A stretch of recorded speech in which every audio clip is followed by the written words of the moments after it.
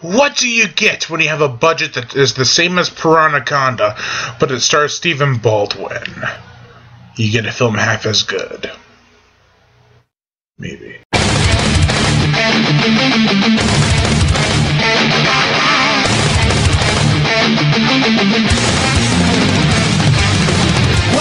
to the horror show. To realize there is nowhere to run. There's no game to try. Paranoia is running your life. Welcome to the horror show. To realize there is nowhere to run. There's no game to try. Obsessions rule your mind.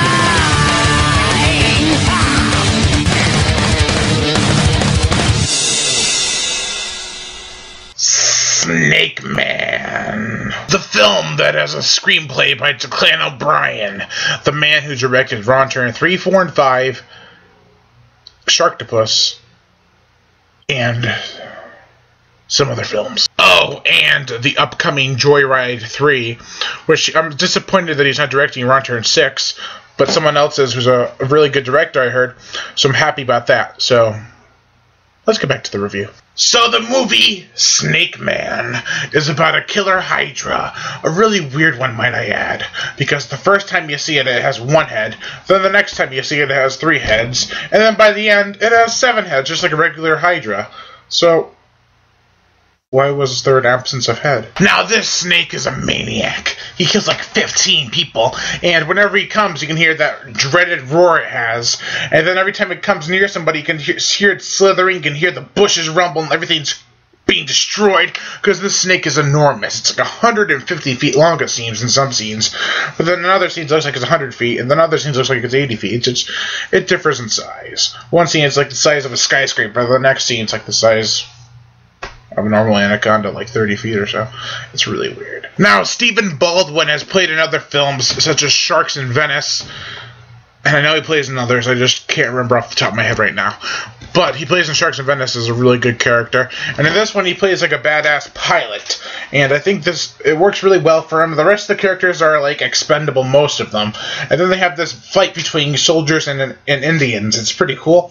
Or Native American tribe members, and it's just an all-out bloody film, but it's rated R for some violence only, and that, like, there's lots of gore in this too, like impalements, people getting ripped apart and shit, and no gore in the rating. We're just gonna give it some violence, like a lot of films from this mid-2000 era, because, like, Hammerhead, rated R for violence, blood-soaked, freaking gory as hell, just violence. Yeah.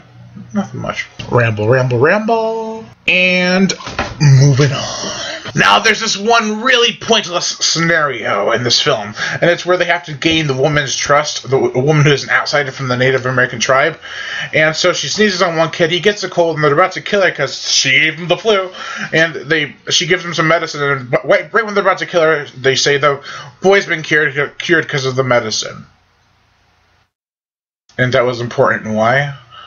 I thought they were bonding quite nicely until that shit happened. Now, there are some pretty superb death scenes in this film, I'm not gonna lie. There's one scene where this dude's being constricted, and then he just, like, starts oozing out blood from the snake. Like, he's inside the snake's coil, and then he just... blood seeps right through it. It's pretty cool and gory.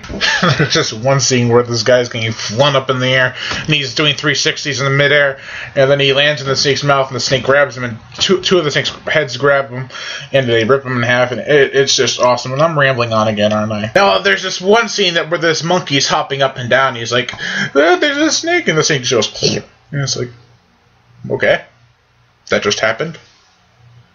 Was there really any point? It looked okay, but... was there any point? Could have done without it. There really wasn't any point. Yeah. So the acting was questionable. The special effects were decent. The blood and gore was there.